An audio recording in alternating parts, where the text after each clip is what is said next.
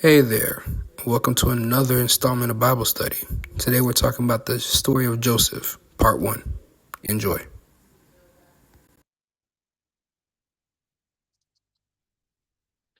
All right. So today we are getting started with the story of Joseph. Um, this is going to be part 1. And like I said earlier, after we get done with part 2, we are going to do our movie night and then we'll go from there. So I'll give you guys a little break after this whole first part because after part 2 we'll be done with the whole chapter, I mean not the chapter, but the whole book of Genesis. So go ahead and give a clap to yourselves because we are almost done with the whole book of Genesis and we'll be starting Exodus right after. All right. There we go. There we go. All right. So hope you guys got your notes ready and your pencils and papers, and we're gonna get to it. So picking up where we left off last week, we are now getting back to Esau and Edom after Jacob didn't follow the plan, didn't follow the path, and all these things have been happening on his path back home. Had he followed directions, certain disasters wouldn't have happened. Um, so now this whole chapter of chapter 36 um starts to make the how can I say make the prophecy that God had spoken to Rebecca before when she got pregnant with twins in the first place in Genesis 25, saying 2 nations are in your womb. It's coming to fruition, and God is showing just how Esau's, whose new name now is Edom, is becoming a king, and he has a line of kings. They live in the mountains. Those are the Edomites. So the important point here in this chapter is we see the two different lines. Jacob is the covenant line, the blessed line, and Esau, even though he was also blessed, he didn't have the divine blessing. So plays a different role, but he is still a kingdom, another nation that God had already promised and spoke over his life before he was born. So from here on out, the Bible will treat these two people as two different clans. The Edomites eventually will fight against the Israelites. Um, we will have the tension in that within itself. Edom's descendants will also start to take arms up against the Israelites moving forward as well. So the biggest thing that we need to see is this is how things notice in the Bible, we start to see how God is also placing people in their roles and in their places as we move forward with the story. Okay, so it's not just, oh, he has this and this is happening, and oh, yeah, this person's name is such and such. No, God is telling you this person lives over here. This is where you can look at it on the map. This person moved from this place. This person had some beef with that person, and it turned into a whole thing later on. So this is how we're setting up the future conflict between Israel and some of their other enemies. Last point before we're done with this chapter, since this chapter is only about Esau and his descendants. Um, being chosen doesn't mean others aren't blessed. So when we usually talk about Jacob taking the blessing, we all automatically assume that Esau gets nothing at all. But before then, in Genesis 25, we see God had already told their mother that both of them are going to be nations. So he already had a blessing, it just wasn't the divine one that he had already promised. Um, couple things that you guys can jot down as notes, some key people that you need to remember. Esau marries this lady named Base Math. She is Ishmael's daughter. So we know who Ishmael is, Isaac's older brother, which would be Jacob's uncle. So with Esau, He marries Ishmael's daughter. Their line is what now solidifies them as the cousins to the Israelites. Um, in the Edomite, they're the main Edomite family line or family lineage. They have a child named Eliphaz.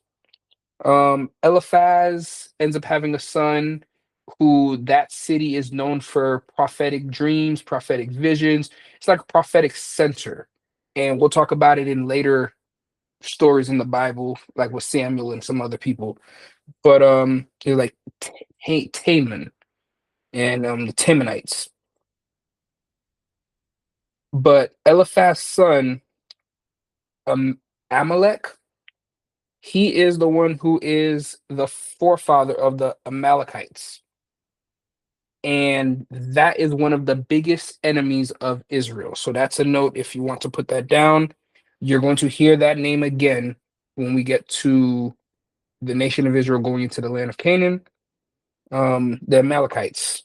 They are the first group of people to take arms up against Israel.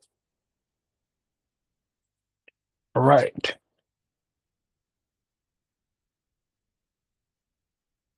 Okay, moving on. So, right off the back, we go into chapter 37, and the first thing they do is introduce Joseph. Okay, Joseph the snitch. Now, as I put it, yes, Joseph is a snitch. Around this time, the Bible placed Joseph at the age of 17 years old. Okay, and if you remember back from the last two Bible studies, remember when Joseph was 6 years old, Rachel died, his mother, while she was giving birth to his little brother, Benjamin. Okay. So we're some years out. Joseph is now a grown man. Um, as we know in that lineage and that time frame, by the time you get to 17 to your 20s, you're pretty much starting your main job. If you're not married yet, you're already working, you're already doing something worth being making you a man. So because he was Rachel's son and the son of the love of Jacob's life, Joseph lived a life very similar to Jacob's life when he was a kid or when he was around the same age. So he's probably the most educated in the household. He's a twin dweller. And since he's younger than most of the other ones, he was tasked with watching and giving reports to the father. Okay. Um, and if I could, Stefan, could you read Genesis 37 verses 1 through 4 for me, please?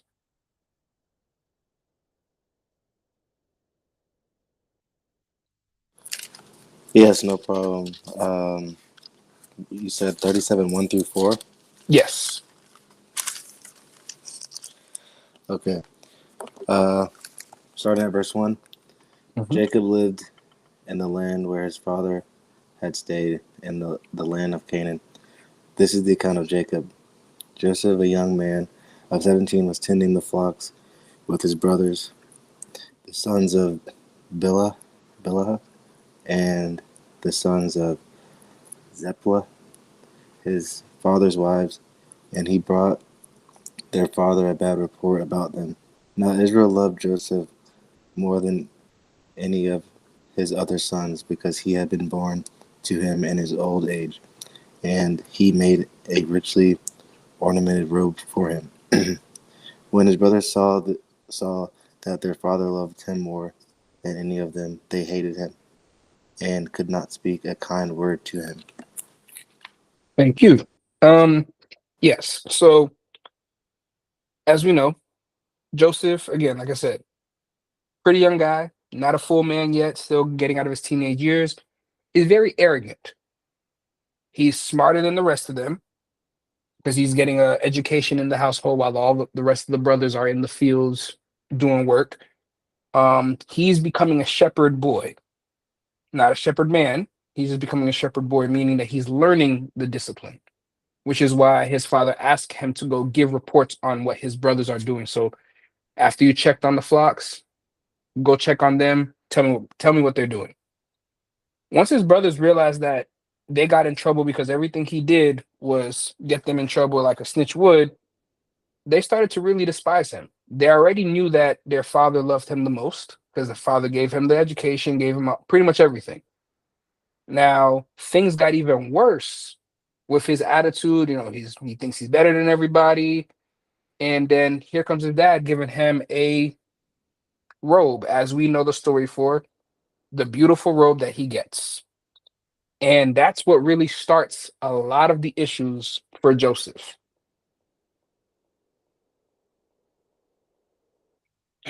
Hmm. Okay, so first things first, in this portion of this story, the robe itself has a whole bunch of different colors. Now, the reason why this robe is very special, it had 24 different colors on it, okay, and jewelry adorned on it. The colors were very bright and vibrant. Unlike the past, today, when you go get a new shirt, you can get it dyed whatever color, you can order it offline, you can do it yourself. You know, it's so easy and convenient to get it whatever color you want. Back then, to get certain colors, certain dyes on an outfit, for example, even purple, the color purple was a process that took almost a month just to get. You had to get a seed, dry out the seed, go through a whole process of cooking the seed, and that's only just for a drop of that ink for purple. So just to think how much effort and love and care went into making a whole robe that would be on Joseph. The 24 distinct colors that are on, or the colorway on this robe, translates in the Hebrew culture to meaning the favored child, excuse me. So of course, the brother seeing this already know, well, he was picked as the favorite child. He's arrogant about it, and you know, that's how he's moving. Joseph, again, like his father, wasn't strong, wasn't anything. He was literally in the house. So for him, he just, yeah, my dad gave me a coat, I'm the man. He loves me more than you guys. He's gonna make me the leader of the household. Once the brothers see that, you pretty much just told them, you guys are not getting anything. It's all coming to Joseph. So no matter how good we do or however we try to please our father, Joseph gets everything. All right. So reasons why this coat becomes a burden and not a blessing for Joseph is because one, we always have to realize whenever God blesses you with something or gives you a portion of something, remember you can't just deal with anybody. The people that you talk to, deal with, touch, whatever you do with in relationship with, in companionship with, partnership with work, when God gives you a blessing or a portion or something that He already promised for you, when you deal with others and you share it with them, some people are not mature enough, some people are not ready, and some people are not built enough to handle the pressure of those blessings. And in this case, Joseph was not either. Way too young, way too premature, not mature enough mentally to deal with the rigors of this blessing. Now, it says Jacob gave him the coat, not Israel, Jacob. So when Jacob gives this robe or coat to Joseph, Jacob pretty much gave his blessing to Joseph right then and there, didn't even realize it. He just went ahead and gave his blessing. Now, why is that a problem? Jacob has two blessings in his body. He has the one he stole from his brother, and then he has the one that God gave him that made him Israel. Okay. So the one that he stole from Esau, the one that was from Isaac, the one that was from Abraham, the one that God gave to Abraham as a covenant with the circumcision, is now given to Joseph. Okay. So everything that Abraham went through, everything that Isaac went through. And now, as we see how traumatic everything that Jacob went through, crying in the cave, not being built to be in the desert and fighting in the fields, you just pass that on to Joseph without even telling him what this blessing was about. I know everybody knows about whenever we hear those stories of people who is you got big shoes to fill, I don't want to fail my parents and things like that. This is what's going on here. Jacob is so excited to pass on this to Joseph because now this is the part where he's going to become a man. I'm just going to go ahead and give him this robe and show that he is the man of the household. Joseph doesn't know what it took for 14 years, 7 years for Leah and 7 years for Rachel. He's not built that way. To sleep in a cave and use a rock as your pillow, he's not built that way. To fight with Amalekite, Abimelech, my bad, Abimelech, and tell him that my wife is, my sister is truly my wife, and I lied to you, and God opened up her womb. He wasn't built that way. He doesn't even have a wife. He's a spoiled kid, and you're giving a spoiled kid the birthright, the leadership, and your blessing. So now Jacob doesn't have that blessing anymore.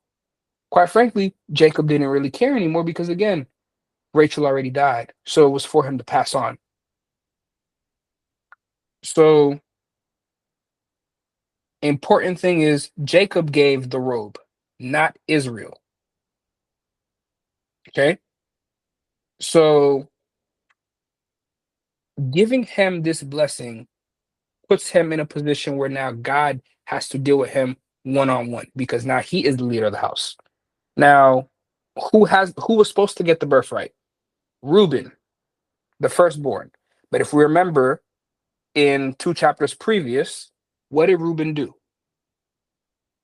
He slept with his father's midwife or concubine, depending on which translation, Bilhah.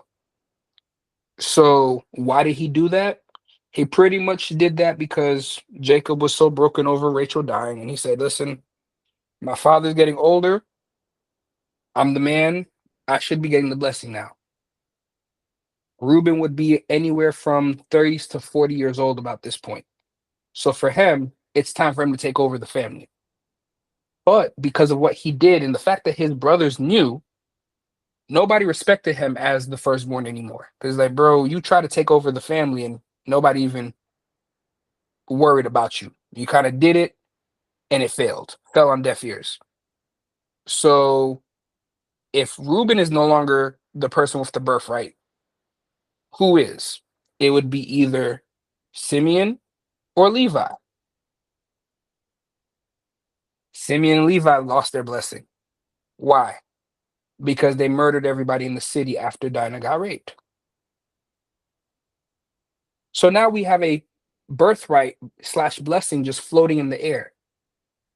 So Jacob says, you know what? I'm just going to give it to Joseph. That's the one I love, anyways. If we're following the chronological path, after Simeon and Levi, it would be Judah, but we'll come back to that. Um, like I said, with the robe being on Joseph, it causes his brothers to have a deep, deep hatred for him because, like, dang, we really can't win. And now that Joseph is here, it is what it is. All right. Now, what ends up happening when Jacob gives this robe to Joseph? His blessings unlock. Okay. This is what really starts the whole motion.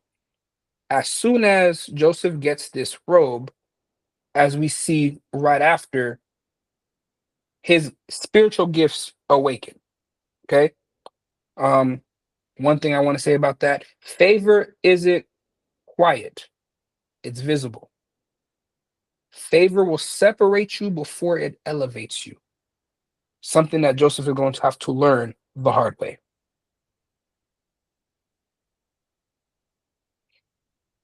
All right. So, for your note's sake, the burdens that the robe gives to Joseph, he becomes a glaring target for jealousy. Um, he needs to be able to endure because that was something Jacob did not was not able to do because he was weak. Um, he's also inheriting the shared traumas from Abraham with the amount of mistrust and not being able to just have that faith before he became the man of faith when he was Abram to Abraham. He has those traumas. Isaac in the depression that he dealt with the death of his mother and being scary about his wife being almost taken away from him. He has to take that as well. And then Jacob, we already know what Jacob went through. That's the hidden burdens that Joseph has to deal with and does not realize it. But the privileges is remember everything that they touch multiplied, which means they became wealthy. Family leadership, divine favor, and Joseph's spiritual gift that he gets was he became a dreamer. Abraham became a prophet. Isaac was able to bless and just pass on the blessing. He was the golden child. Jacob wrestled with God. So he got to actually have a physical touch from God.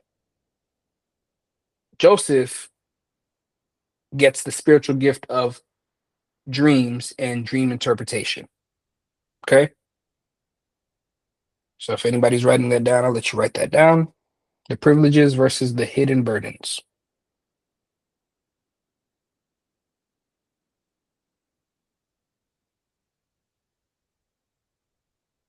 Okay. Moving on. So, um, Hyra, can I get you to read Genesis 37 verses 8?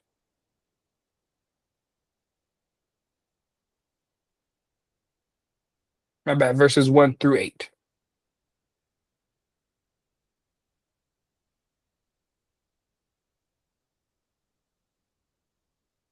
Are you there?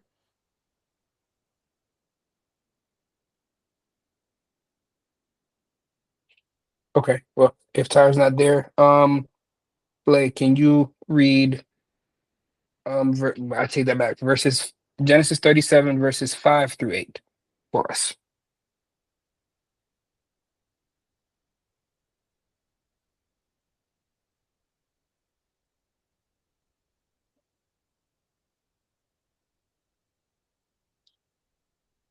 Okay. Chris? Okay. Verse 5. Joseph had a dream, and when he told it to his brothers, they hated him all the more. He said to them, "Listen to this dream I had. We were binding sheaves of grain out in the field when suddenly my sheaf rose and stood upright, while your sheaves gathered around mine and bowed down to it." His brothers said to him, "Do you intend to reign over us? Will you actually rule us?" And they hated him all the more because of his dream and what he had said. Okay. So now, one of the biggest issues that we're dealing with in this portion is when this first dream pops up. This is a prophetic dream. First thing he does is he tells his family. All right. Sometimes when you get a dream or you get a blessing, a call, don't do what Joseph did. Don't go telling everybody. This is like sometimes when they tell you when you get something good, keep it for yourself first. Yeah, we learned that through Joseph because the first thing that ends up happening, as soon as he starts talking, his brothers feel immense jealousy. Like he's the favorite child, he's the one in charge now, and now he's having these dreams that he's gonna rule us. Like, dang, keep rubbing it in, why don't you? Now, the sheaves of grain. I don't know if you guys seen like when they're doing bushels of grain together, like on a farm, they wrap it up. Now the machines do it, but before they used to just gather all the grain, wrap it up, put that sheave of grain to the side. Now, He's pretty much telling that his bundle was taller than the rest of theirs, and their bundles just started bowing down to his. Immediately, his brothers would have seen that and said, "Yeah, okay, you're crazy because nobody's doing that." So they start making fun of him, and it's like, "Yeah, you're the leader. We're going to bow down to you." Oh no! So they start playing around that way. Now, right after, Joseph has a second dream. Um, and I'll read that verse.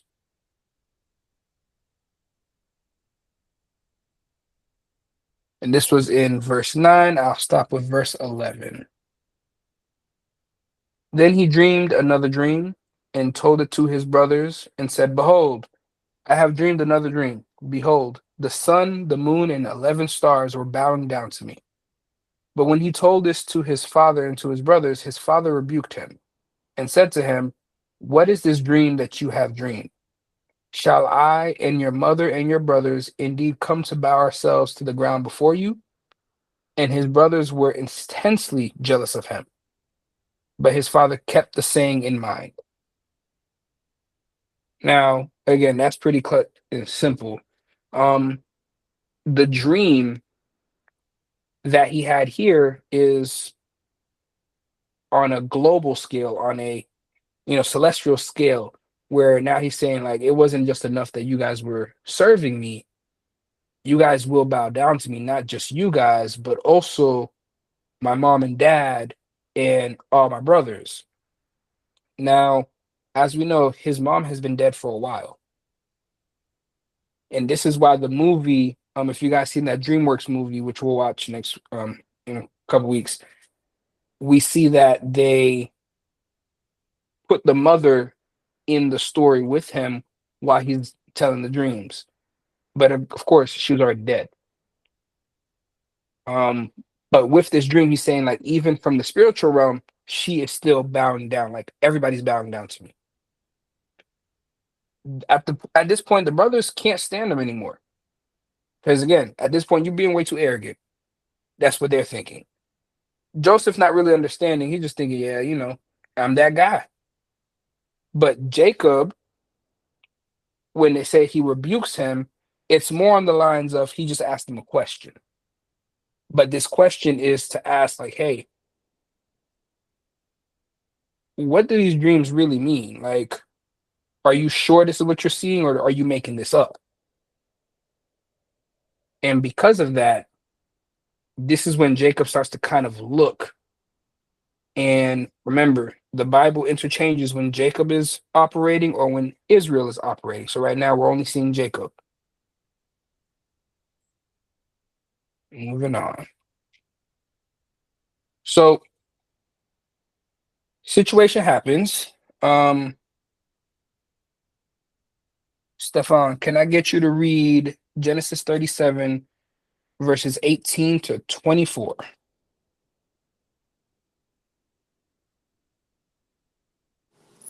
Okay. Starting at verse 18. But they saw him in the distance, and before he reached them, they plotted to kill him. "Here comes that dreamer," they said to each other. "Come on now, let's kill him and throw him into one of the Sursteins and say that a ferocious animal devoured him. Then we'll see what comes of his dreams." When Reuben heard of this, he tried to rescue him from their hands. "Let's not take his life," he said. "Don't shed any blood. Throw him into the Surstein here in the desert. But don't lay a hand on him," Reuben said. This to rescue him from them and take him back to his father." So when Joseph came to his brothers, they stripped him of his robe, the richly ornamented robe he was wearing, and they took him and threw him into the Surstein. Now the Surstein was empty, there was no water in it. As they sat down to eat their meal, they looked up and saw a caravan of the Ishmaelites coming from Gilead, Gilead, Their camels were loaded with spices, balm, and myrrh, and they were on their way to take them down to Egypt. Judah said to his brothers, "What will we gain if we kill our brother and cover up his blood? Come, let's sell him to the Ishmaelites and not lay our hands on him. After all, he is our brother, our own flesh and blood." His brothers agreed. So when the Midianite merchants came by, his brothers pulled Joseph up out of the Zersteen and sold him for 20 shekels of silver. The Ishmaelites who took him to Egypt. We'll stop right there. All right. Okay. You went a little further, but that's okay. Oh, I thought you said 34. My bad. No, no, no. You're good. You're good. All right. So, um, right now we have Joseph and the well. The citron is just another word for the well. Remember, as I told you guys before, the well keeps popping up. The well is one of those moments where things change for that person. It either goes drastically well or drastically bad. So again, we have another well moment. Joseph is tasked by his father, and it says Israel asked him. Okay, Israel asked Joseph, "Hey, are your brothers not in the pastures in the flock at Shechem?" Remember what was happening in Shechem. They murdered everybody in Shechem because of what happened to their sister. Their brothers are probably about 90 miles away from their home. Okay. So now, with that being said, that's probably about 4 to 5 days worth of a journey. Israel asked Joseph, not Jacob, Israel asked Joseph to go see what they're doing and bring back a report. So on his way to go figure out what they're doing, mind you, he's wearing the robe. He doesn't take it off. A man finds Joseph looking around when he makes it to Shechem, and he's like, "What are you doing?" He said, "I'm here looking for my brothers." The man tells him, "Hey, look, there was a group of guys here earlier, but they have already moved over to the city of Dothan." Okay. Dothan is 35 miles in the opposite direction, so he has to go even further. Mind you, he's doing this journey on foot. So almost a week's long journey now, just to go see what his brothers are doing, to go back home to go snitch on them. Do you see why they didn't like him? Anybody would say, "Yeah, you're doing too much. You're doing too much." So Joseph continues, goes to Dothan, and while he was in the distance, they were able to spot out the jacket, the robe, before Joseph was able to see them. Okay. Now, again, they're relaxing, enjoying themselves, having a good time. But when they see Joseph, of course, all of them get upset and they say, "You know what? Really don't like this guy." So they come up with a plan to just pretty much jump him. And that plan evolves into a, "You know what, let's really beat him up. Let's bloody him up." You know what? It keeps evolving. Like, let's go ahead and kill him.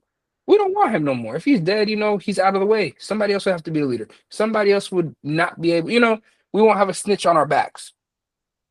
And it just kept going. It kept laughing and kept planning this, eventually getting to the point where let's beat him up. Let's strip him of his robe, which means taking away his birthright, showing him that we do not respect him as our leader. We're going to take everything away from him and then throw his body into the well, and we'll let him die in there. Reuben, as the Bible says, the oldest, attempts to rescue Joseph. Tell him, don't kill him. Just let's beat him up and then put him there, and we'll just leave it like that.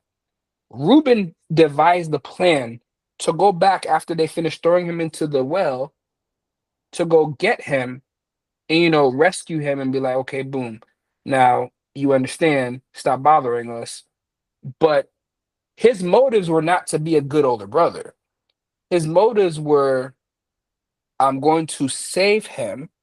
And once my father realizes that he was jumped, beaten, and I was the one who saved him, we'll lie and say that he was beaten by somebody on the road and I was the one who saved him so I can get back my birthright as a blessing from my father.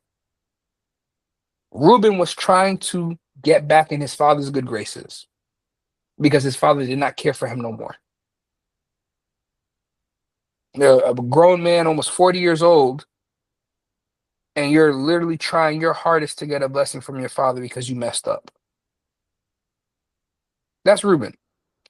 But in the process, as Reuben's making his own plan, Judah, because he has so much anger within him, says, you know what? Nah, instead of just leaving him here to die, there goes our cousins right over there. Let's go ahead and sell him to them because he's gonna die as a slave anyways.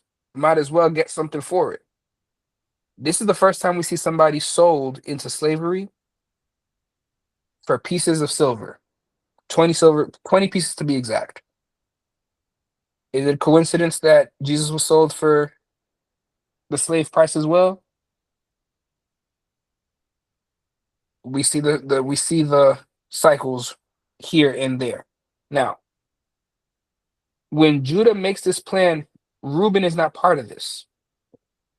So once the caravan comes down, and the reason why they tell you that they had myrrh and all these other items on them is because they're going to the market. They're going to go trade what they have from where they're coming from in the mountains. They're going to go trade all of this in Egypt. That's how they're going to make their money. So once they see this, they know the only direction that they could go in is to keep going straight to Egypt. So he's like, hey, you know what? Take this slave, not even our brother. Joseph is naked, beaten, bloodied, his robe is ripped, and he's just sitting at the bottom of a well screaming for help. And his brothers decide, hey, it's time for us to take a feast. And they eat and act as if he doesn't exist.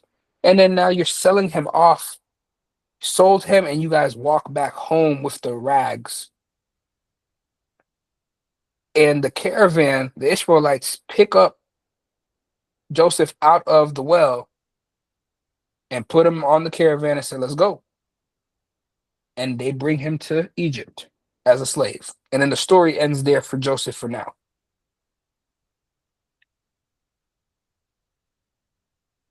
Oh, yeah. So this was the detachment of the well.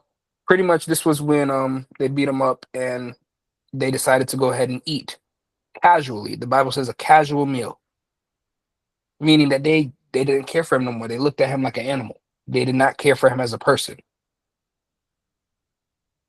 Now, Judah's decision to not spill his blood, but rather sell him, is part of his story. And we're going to actually dive deeper into his story in a second. So we have two descents here. The Bible now shifts the story to focus on Judah, and we leave Joseph in the background. Okay. Joseph is being sold off, he's living his life there. When Judah and his brothers go back home, when they tell their father, hey, you know, your son died and he was eaten by an animal. By the time we got there, all we seen was the scraps of the robe, but his body was nowhere to be found. So the Bible decides we're going to focus on this man, Judah, because Judah feels some type of way. He doesn't feel comfortable with what's going on. And he realizes that, yeah, things are probably not good. And when that happens, he feels some type of way. So he moves. He moves. And he's like, I'm going to separate myself from the family. I don't want to have to think about what I did, and I don't want to feel bad for what I did. So at the same time, Joseph is being sold into slavery. he has to deal with the Egyptian laws and the rights over there. So the Midianites sell him, the Ishmaelites, and he is sold to Potiphar, a high-ranking officer of Pharaoh. Okay, he is like the captain of the guard. So let's just say, because he wouldn't be the president, Pharaoh would be the president, and it wouldn't be your vice president, but pretty much somebody right under him. Now, Pete Hegseth, Secretary of Defense. well, I was just about to say that too. I was going down the line. Um, but yes, Secretary of Defense, and that's who Joseph is being sold to. So now that's his slave, his personal slave. So he's already elevated over everybody else. All right. And as Judah now is away from his family, he done packed up his stuff and said, you know what? Things got too crazy and hectic over here. I'm going to go start my own family. He marries a Canaanite woman when he moves away from the family. And when he marries this Canaanite woman, he has 3 sons. The Bible says, and I'm going to read the verse for you. This is chapter 38, verses 7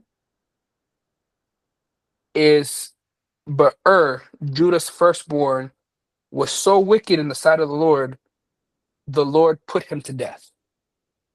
Now, we've seen some pretty wicked men so far in the Genesis story.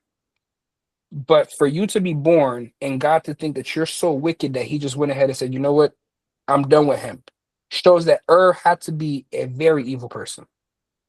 Because that's all the Bible tells about him. Okay. The second son, his name is Onan.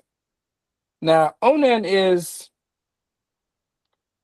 a bad guy as well, in a sense of not listening to what God tells him to do. There is something called a Levirate marriage. And because was in the process of getting married, Judah just found a wife for him, and that girl's name was Tamar. Now dies, so that leaves Tamar as a widow. In this ancient world, when you were left as a widow and there was no kid born to you, remember, you pay a marriage price, that your daughter will have a heir, that, things will be passed on. This would have been Judah's grandson, so he would have been able to pass on his inheritance, yada, yada, yada. But since there's no son born to him and he has no lineage, he has no lineage yet, they have to invoke something called a Levirate marriage. And all it means is your next closest relative or closest kin would have a baby in your state. And that firstborn son would be the son that gets the inheritance, and it would be known as that son is for the person who died. So it would even be his. It would be for the person who died. Now, he tells Onan to go do that. Onan says, all right, I'm going to do that. No problem. Onan decides to go sleep with Tamar. And before he gets to the point of climax, he pulls out and drops his semen on the floor. And because he did that, God killed him as well. So now Judah loses 2 sons. Okay. And when that happens, Judah has his third son, Salah. Salah was still way too young, didn't go through puberty yet, wasn't ready to be a man yet, wasn't able to do his manhood ceremony yet.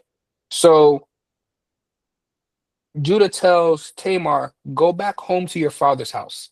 I'm still going to keep my agreement with your family where I said I was going to give you my son. You were going to have a child by him, and your family will have that blessing of a grandchild. Same with me. So Tamar does that. Problem is, in the midst of doing that, years go by. Tamar hears nothing. She's still wearing her widow's clothes because that's the customary. She's wearing black the whole entire time for years. There is a funeral because Judah loses his wife. Third thing. So now he loses two sons and his wife. It's only him and his son Salah. Tamar attends the funeral. She sees Salah and sees that he's a grown man, that he's handsome, and she gets upset because it's like, you were supposed to send for me so I can start my lineage and have a son with him, and instead you didn't. One of the problems with that is because in Judah's mind now, Tamar was the issue. That's why my sons were dying. Death followed Tamar.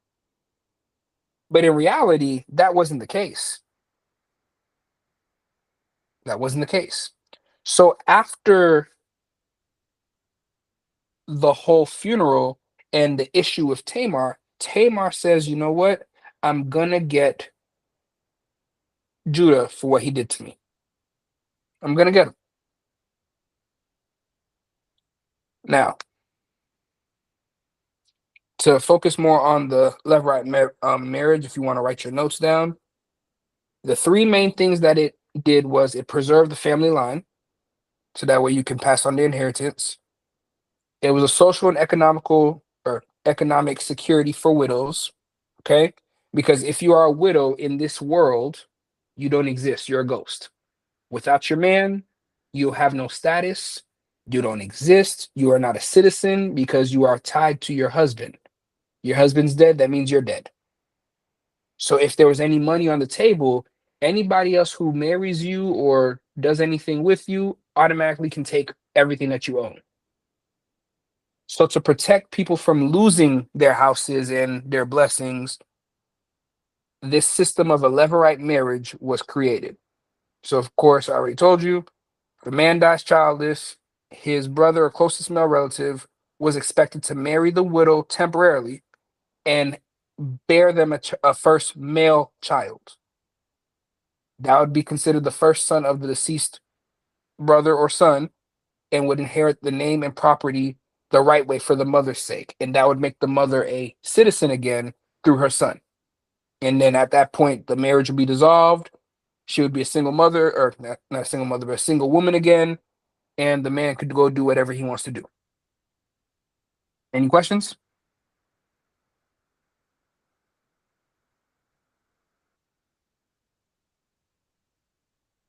Okay.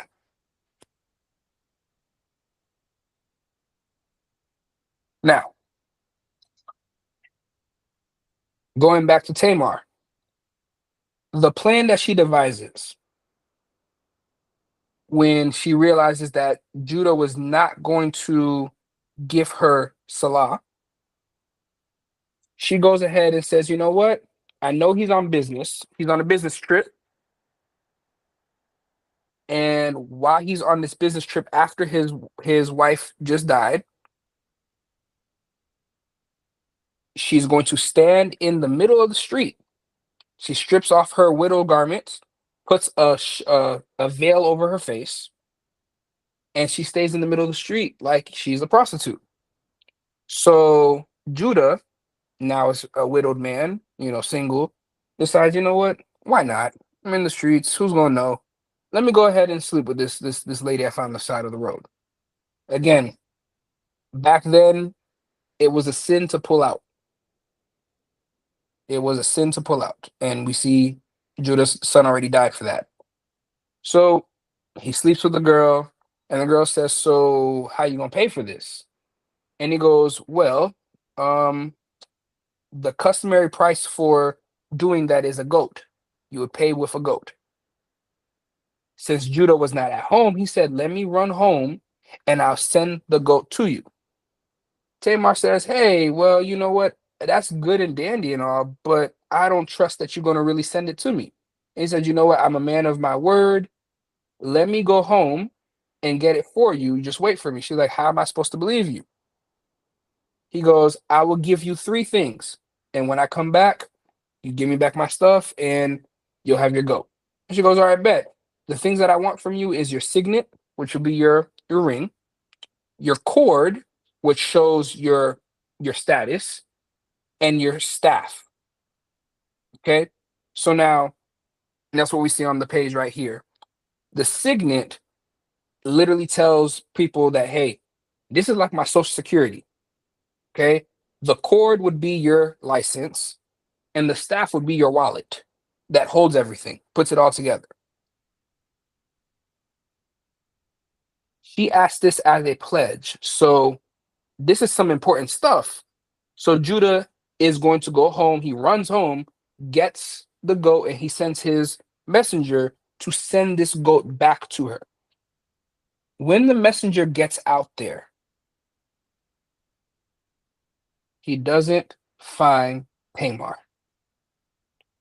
So when he comes back, he said, boss, I didn't find the woman that you were talking about. I searched and I searched, I didn't find her. So Judah says, you know what? It would be embarrassing if people found out that I went and slept with a prostitute right after my wife died. So I'm not going to say nothing about it. I'm not going to press it. I'm just going to have to get another one made. Let's just leave it where it's at. It's a dub. And they think that story is done from there. Okay. The same servant later on in the story, 3 months later, to be in fact, comes back to Judah and says, hey, you wouldn't guess what I just found out. I said, what's up?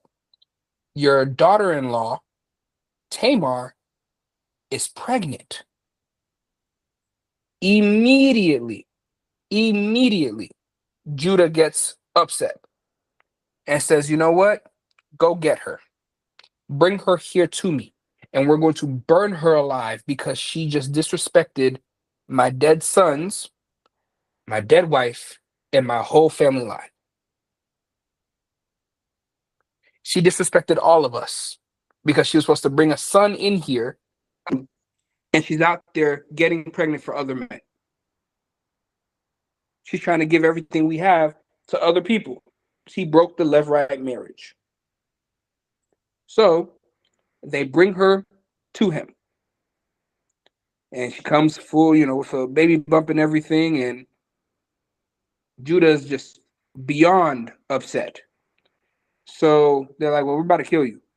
I need you to tell me who the father of the kid in your stomach is. And she goes, well, the kid or kids, depending on which translation you're reading, in my stomach, the father is who these items belong to. Immediately, Judah stops and says, you know what? You are more righteous than I. And that's in verse 26 of 38. It says, then Judah identified them and said, she is more righteous than I, since I did not give her to my son Salah, and he did not know her. Some versions will say, and he did not know her again, meaning Judah never slept with her again. So the Levirate marriage was fulfilled through Judah. So now we find out that she's pregnant with twins. Okay. One twin is named Zerah, while the other one is named Perez. Zerah was about to come out. Okay. He put his, and one of the maidservants, seeing the hand, says, okay, he's going to be the firstborn. Puts a scarlet bracelet around the wrist of that baby. Baby pulls his hand back into the womb. And Perez, which means to breach,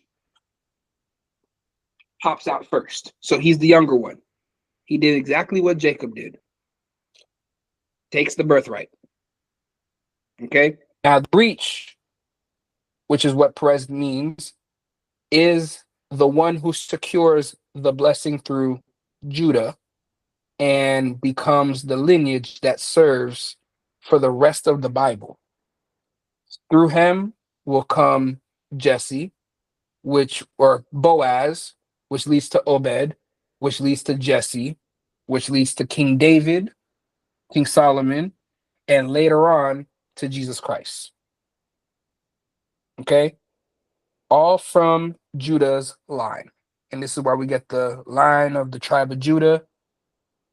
This is the reason why he is blessed with that. Now, why does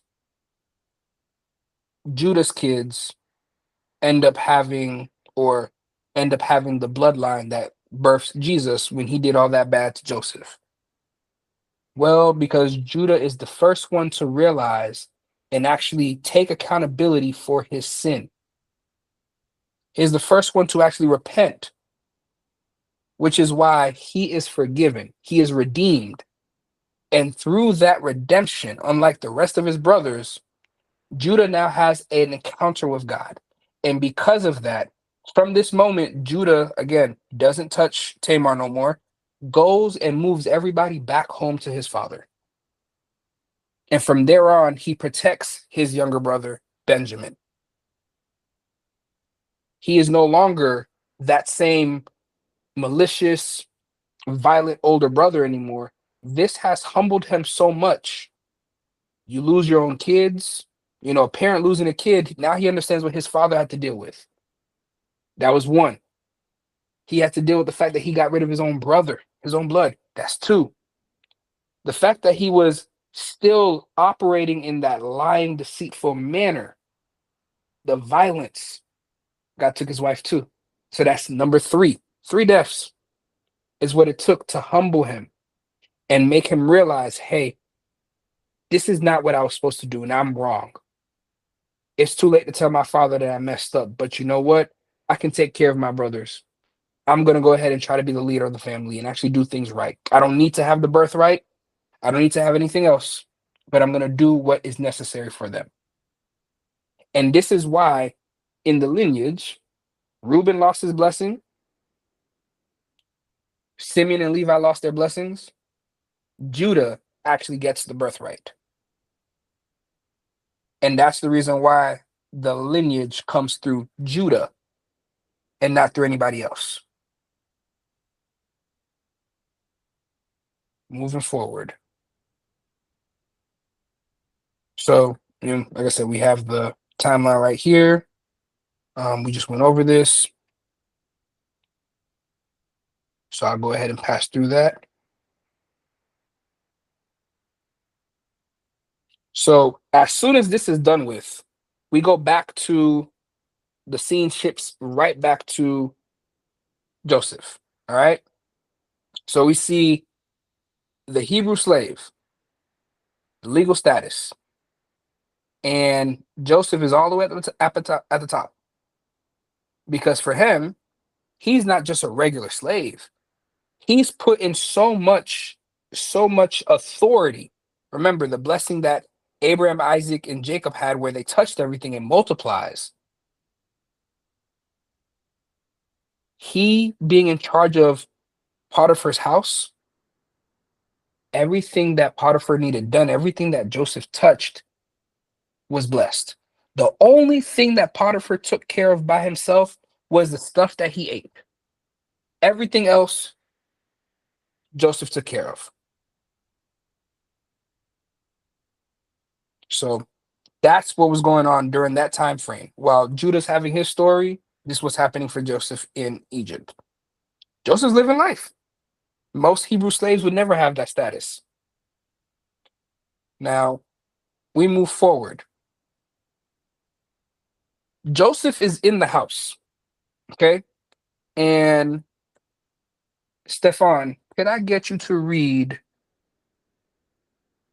verses or chapter 39, verses 1 through 6?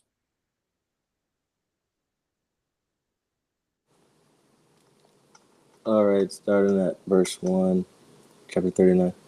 Now Joseph had been taken down to Egypt. Potiphar, an Egyptian who was one of Pharaoh's officials, the captain of the guard, bought him from the Ishmaelites who had taken him there. The Lord was with Joseph. He prospered and he lived in the house with his Egyptian master. When the master saw that the Lord was with him and that the Lord gave him success in everything he did, Joseph found favor in his eyes and became his attendant. Potiphar put him in charge of his household, and he entrusted to his care everything he owned. From the time he put him in charge of his household and all and of all that he owned, the Lord blessed the household of the Egyptian because of Joseph. The blessing the blessing of the Lord was on everything Potiphar had, both in the house and in the field. So he left in Joseph's care everything he had. With Joseph in charge, he did not concern himself with anything except the food he ate.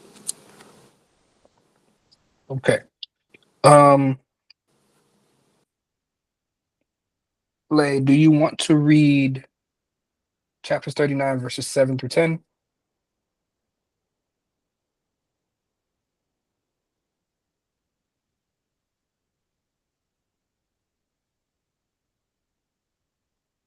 If not, it's okay. Um, I'll keep going. Um, okay, go ahead. Now Joseph was well built and handsome, and after a while his master's wife took notice of Joseph and said, "Come to bed with me." But he refused. "With me in charge," he told her, "my master does not concern himself with anything in the house. Everything he owns, he has entrusted to my care.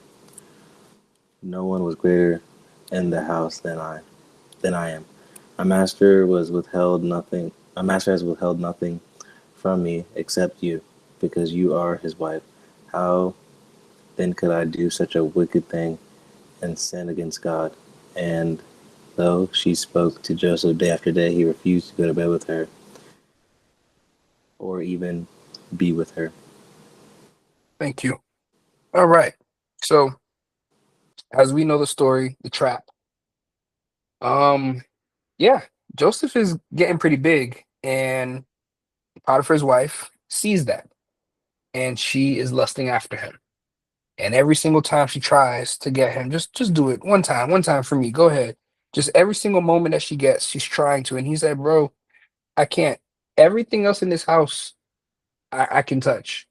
The only thing that Potiphar does not worry himself with is his food. And then the only other thing that he hides from me is his wife. That's you. I'm not touching you. I'm a slave here. I can't do that." But Potiphar's wife is persistent. She keeps demanding it. Then we have an issue that happens in verse 11. And I'll read that. It's from verse 11 to 18. But one day when he went into the house to do his work, and none of the men of the house was there in the house, she caught him by his garment, saying, "Lie with me." But he left his garment in her hand and fled and got out the house. And as soon as she saw that he had left his garment in her hand and had fled out the house, she called to the men of her household and said to them, "See, he has brought among us a Hebrew to laugh at us." And he, being her husband, he came into me to lie with me and cried out with a loud voice. And as soon as he heard that I lifted up my voice and cried out, he left his garment beside me and fled and got out of the house. Then she laid up his garment by her until his master came home. And she told him the same story, saying, "The Hebrew servant whom you have brought amongst us came in to laugh, came into me to laugh at me. But as soon as I lifted up my voice and cried, he left his garment beside me and fled out of the house." Okay. Now,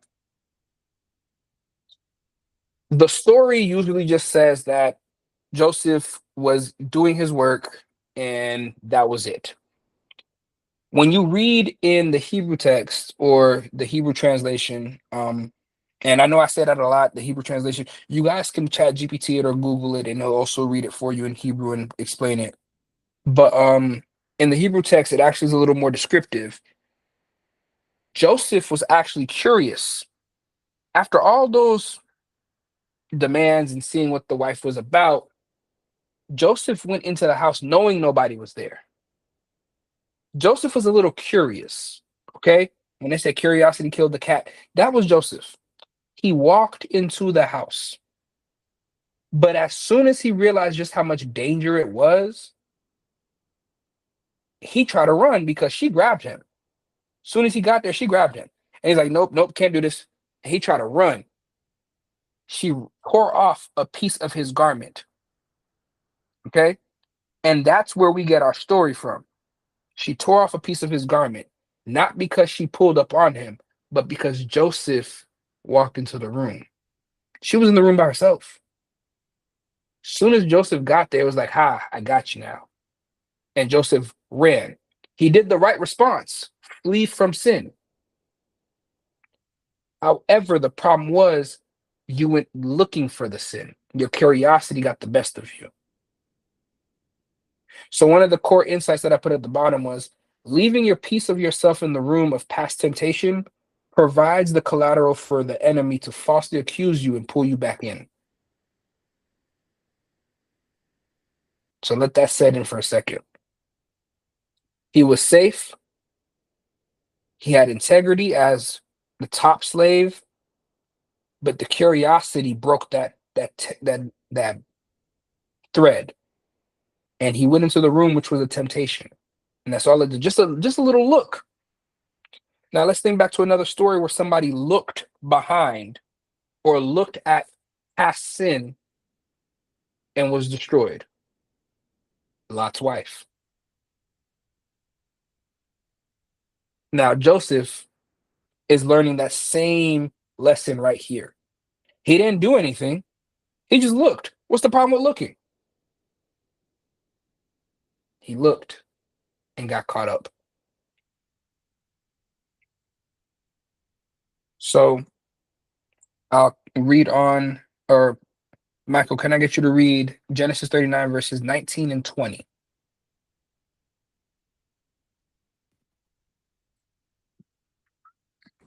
Verse 19. When his master heard the story, his wife told him, saying, "This is how your slave treated me." He burned with anger. Joseph's master took him and put him in prison, the place where the king's prisoners were confined. But while Joseph was in there, oh, wait, am I too late? No, No. and he was there in prison. Yeah, that's it. Yeah, but while Joseph was there in the prison, the Lord was with him. Okay. Boom. Now, a couple things out of these two verses that I want you guys to highlight.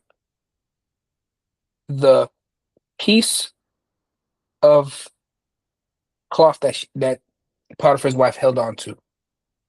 She took it because she has evidence, because she has something to use against him. You looked, you slid in DMs, you commented, you took a screenshot, you made that late night call, you went to that store, you brought that bottle. The enemy, in this case the wife, weaponized that piece of garment against him. Joseph is falsely accused of rape in front of the entire household. Despite his past faithfulness and Potiphar's trust, he is still condemned. Now, when you read on the story, you realize Potiphar realized that his wife was lying and realized that he was the one who probably started everything and he was probably innocent. But because he is a Hebrew slave, he would lose all respect and his status would be revoked if he didn't do nothing in this stand. So he couldn't throw him in regular jail. Couldn't throw him in regular jail. He went into the king's prison or Pharaoh's prison. It's a systematical pit, which means if you are a Hebrew slave, you could have been any other slave, but a Hebrew slave, you're not coming out, you're dying in there. Okay. Not only that, most people who go into Pharaoh's prison, the only person who can take you out of Pharaoh's prison is Pharaoh himself. Potiphar can't even get you out, and he's the second in command. So this is where Joseph has fallen down to.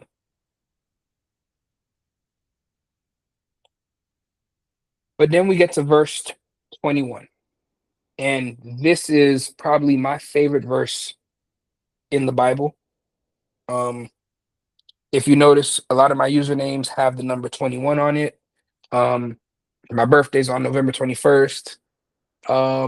I used to call my when I turned 21, I called it my golden birthday. I turned 21 on the 21st of the 21st century. You know, this number has always been significant in my life, even before I found this verse. But after finding this verse, I realized that there's a transition here. Originally, the way this verse is written, it's separated. But the Lord. But is the ending of one paragraph, the Lord is the next paragraph. It shows two different sides. A broken person in the first paragraph, and a person who is solid in the second paragraph. But the Lord was with Joseph. But the Lord. That's a phrase already by itself. That's why it kind of tripped me up when I was reading. I was like, wait, is this kind of separated in one or yeah? Uh-huh. Uh-huh. But the Lord. And not only that, I played college football, so that was my number in football as well.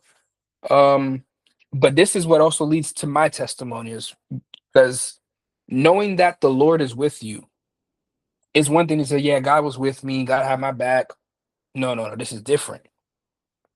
But the Lord, but no matter what was going on with Joseph, the fact that he fell into this pit, the fact that that little bit of curiosity tripped him up when you already left the sin behind in the past and then you fell back into it, fell back into temptation, and that was the but. The Lord protected you, brought you back, gave you a way to redeem yourself. Back then it was just but the Lord, but today it's but Jesus Christ, because he was on the cross for us. So now whenever we make a mistake, we can actually ask for forgiveness and be able to repent and be saved from this pit. This is it in front of you, but that was you falling. That was you staying up late at night watching what you weren't supposed to be doing. You stealing some money to go buy some alcohol. You cheating. You doing what you had no business doing. That's the but. But the Lord, that's the forgiveness. That's the I realize I messed up, God. I need your help. And that's why this verse right here is so important and pivotal to Joseph's story, because this is when things change for him. This is when God is truly going to elevate him. This is when his identity changes. He doesn't change his name like everybody else, but his identity here. He is no longer the broken Joseph, the slave Joseph. He's going to become a new person from this point forward. And I think everybody except Filet knows my testimony. Filet, I'll share that with you afterwards, just to not keep things too long on Bible study. But Chris, Stefan, if you want to hear it again, you guys are free to. If not, this is what I'm going to leave you guys with. When God pulls you out of your pit, whether it's an addiction, a false accusation, or a deep betrayal, do not look back to see what you left. Do not look back to see what you left. In my case, I had to forgive them, because forgiveness is not for them, but it's for yourself. Because leaving the garment, you can step fully into your blessing. But as soon as you take that step back, or that look back, or that I'm just gonna go into incognito, or I'm gonna go on this app real quick, or I'm just gonna go to the back of the house and go smoke this real quick, or do this or do that. That one little, even just the idea, as soon as you do it, that piece of thread, the devil gets a hold of it, and he's gonna take that straight to God. Look at what he did. Look at what she did. Now, how do you defend yourself? Jesus has your back. That's why he died on the cross. So it doesn't matter how much the devil can have your whole robe in his hand, and he's gonna say, "That's okay, I paid for it." He doesn't need to go to the pit.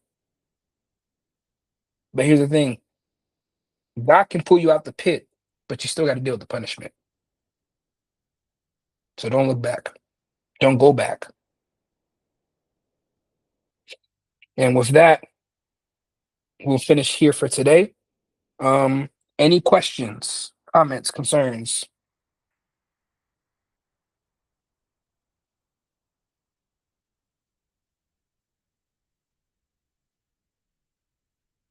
Okay. All right. So next week, like I said, it's part two. It seems like a lot of chapters is just finishing up. It's not as long as it looks. And next week won't actually be as long as this week. And like I said, the following week we got movie night. So you have Genesis chapters 40 all the way to 50. 10 chapters, read them, study them. Next week we're going to kind of go get through them. And like I said, movie night following week. Then we'll start Exodus. So we'll be in May, I think, by that time, and we'll start Exodus. Okay. So that being said, let's go ahead and stop sharing the screen. Okay. I'll go ahead and pray us out, and then you guys are dismissed for tonight. Lord, Father God, thank you again for today. Thank you for giving us another opportunity at 24 hours. Lord, we don't know when we go to sleep if we'll wake up again, but thank you for giving us a chance and opportunity to have this blessing called life.